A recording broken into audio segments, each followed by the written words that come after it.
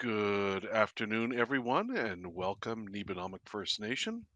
My name is Don Parkinson, and I'm a Senior Consultation Specialist with Atkins Realis. Today, we are continuing our series of Webequay Supply Road virtual community meetings with specific communities as our project moves through consultation round 3 of the environmental assessment phase. Today, we will be doing a review of where we are in the project to date and provide of samples of the preliminary results of some of the topics studied or valued components. This will be the first of two parts of this presentation that we will be presenting to communities, with part two covering additional valued components. The purpose of these virtual community meetings is to provide your community and its members with an update on our project and receive input on the project as we walk through the environmental assessment process. While this meeting is virtual, our team is available anytime to meet with your community, either in person or in whatever format best suits your community. At the same time, we will respect your community consultation protocols. I want to note that we have shortened the presentation to cover a couple of valued components due to time limits, but the full presentation will be available on our project website, supplyroad.ca. We will be taking your questions and comments once the presentation is over. I should note that we have translation services available for today's meeting through Mr. Fred Jacob of Webquay First Nation. You can access these services by clicking on the button indicated on your screen that states Indigenous Language Selection. And with that, let's get started with a few words from Chief Wabas of Webequay First Nation talking about the importance of the project to his community. Um, Webequay has a vision, for their community, and uh, and we're looking for ways to how to prosper our community, and also to find or address some of the challenges that we have in our community. So we look into economic development, and we look into what's out there that can help us, become a community a vibrant community that is prospering from using the lands and resources. And one of the things that we're doing is that we're looking at some potential economic development opportunities, including, developing a road to potential sites in mineral development. So we are, exploring opportunities for our community, and also looking at our future generation as well too.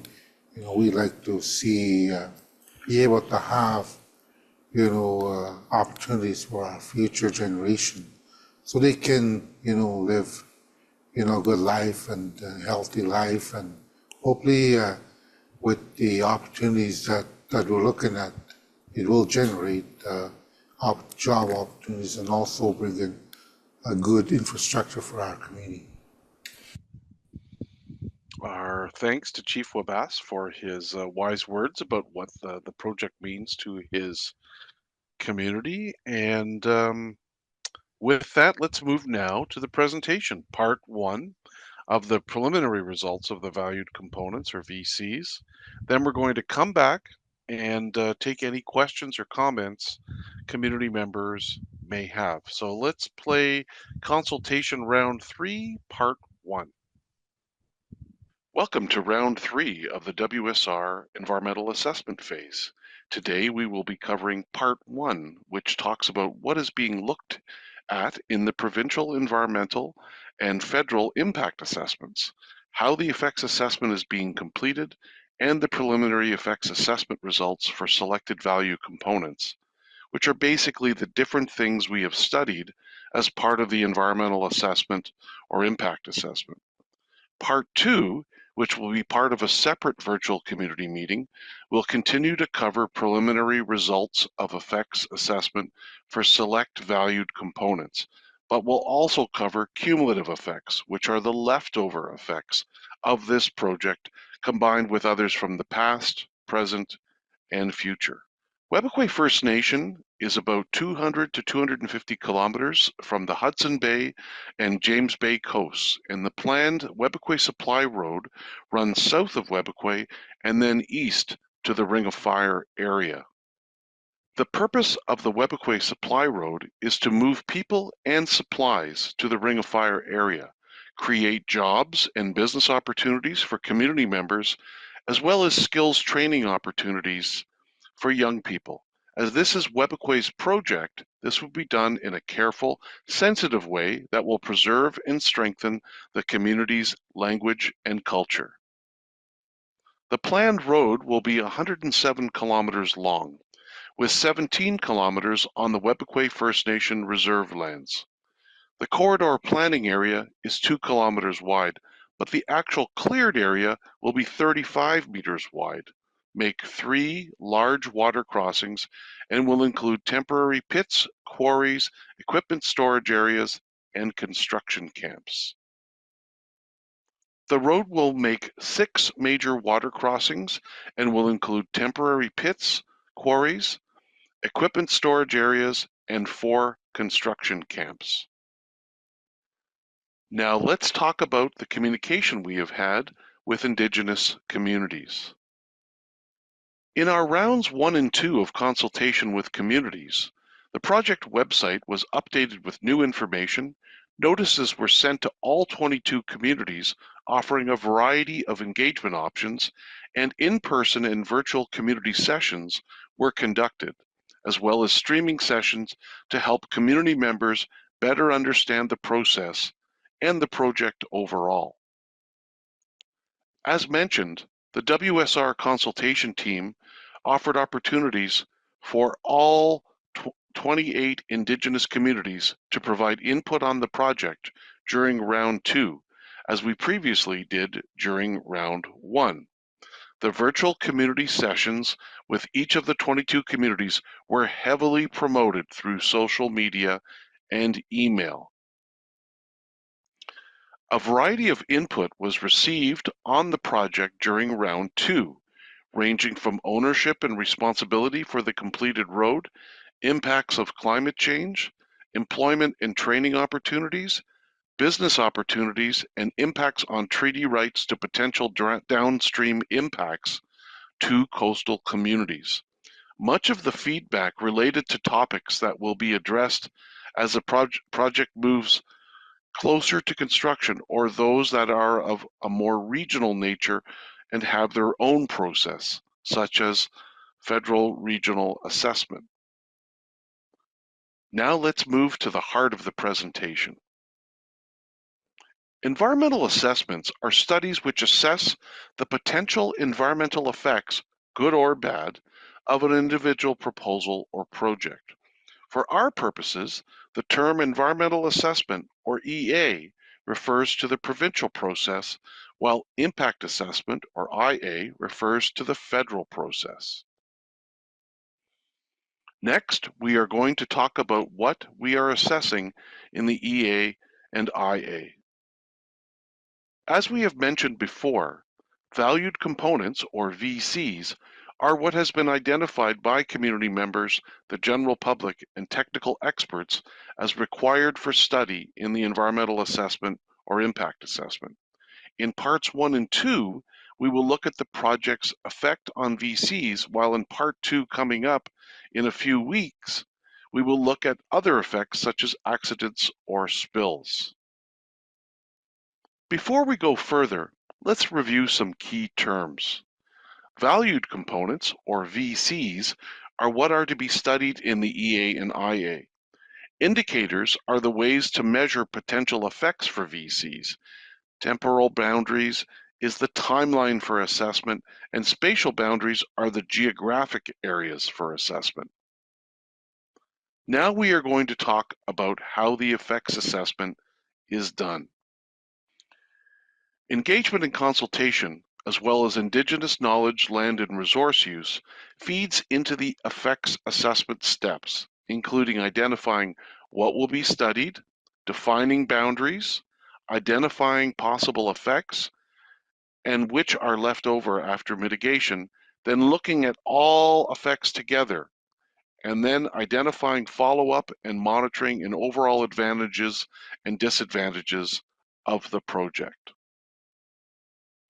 We have received a lot of IKLRU information so far, including the purpose of traditional ceremonies, reliance on country foods, and climate change impacts.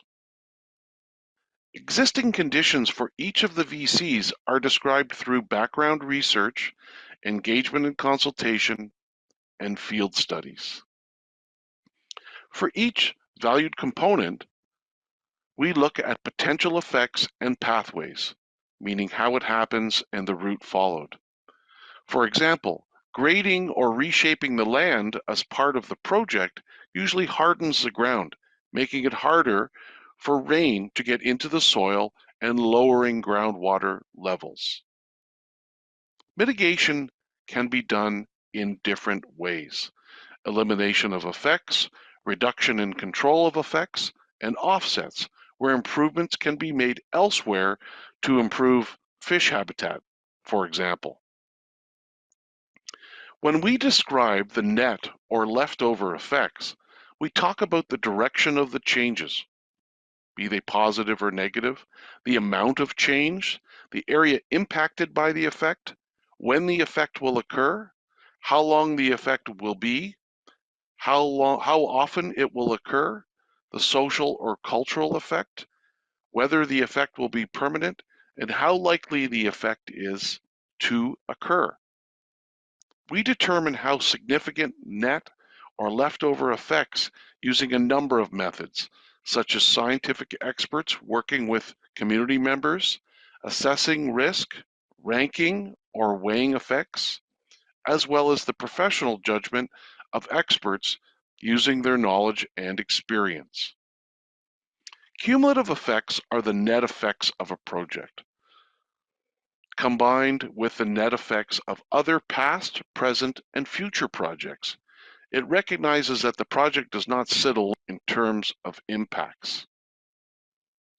Let's move now to talk about preliminary results of effects assessment for selected valued components, or VCs. While we focus on surface water and fish habitat for this presentation due to limited time, the full version of this presentation is available on the website and will include preliminary results for groundwater, geology, terrain and soils, noise, air quality, and visual environment.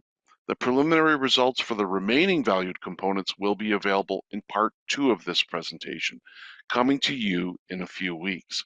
However, if anyone is interested in hearing the results for other VCs, we can discuss them after today's presentation. In terms of what was found regarding surface water, we identified that changes in surface water quantity and quality could occur due to short-term use of water for construction activities, such as controlling dust. There would be short-term discharges of construction water, wastewater, or wash water. There could be changes to the land resulting in changes to how fast the water runs off and how fast the water enters the ground to become groundwater. Airborne particulate matter from construction activities could be generated.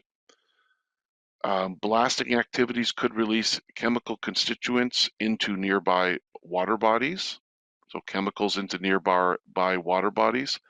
Construction activities that cause erosion and sedimentation could result in increased suspended solids and particulate matter during entering water bodies.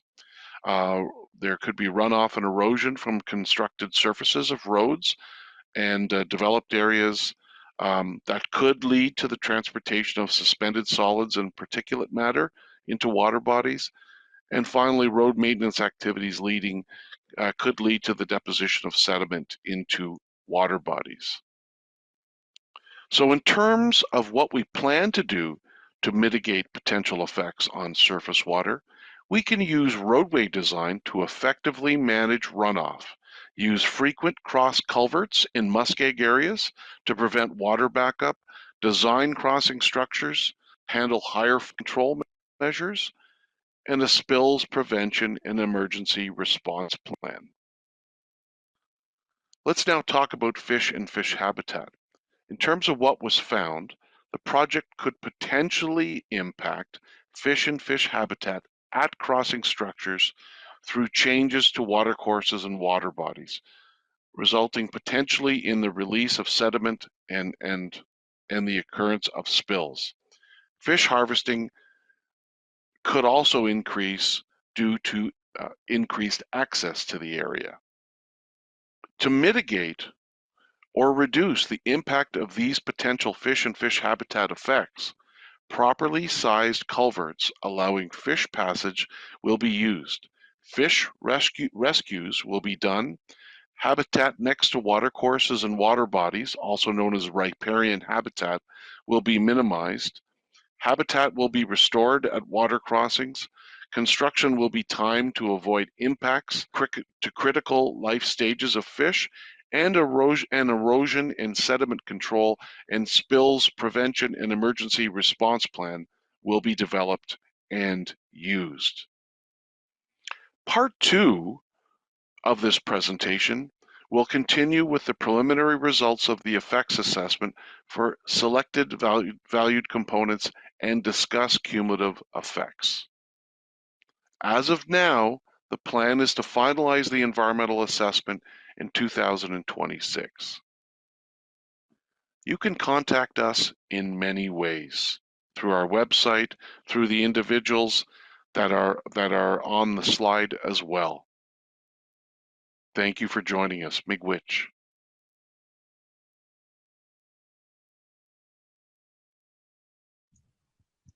Okay, welcome back, everyone. Now let's talk a bit about, um, well, let's hear your comments actually. Let's open the floor now and see if we have any questions from community members. And I'm just going to look around here, and it does not look like we do. So with that, that wraps up today's virtual community meeting. Miigwech to everyone for joining us. We hope it was helpful, and please feel free to reach out and contact our project team with any questions or comments that you may have. The project website is supplyroad.ca. Join us again for part 2 of this presentation, coming to your community in a few weeks. Miigwech, and see you soon.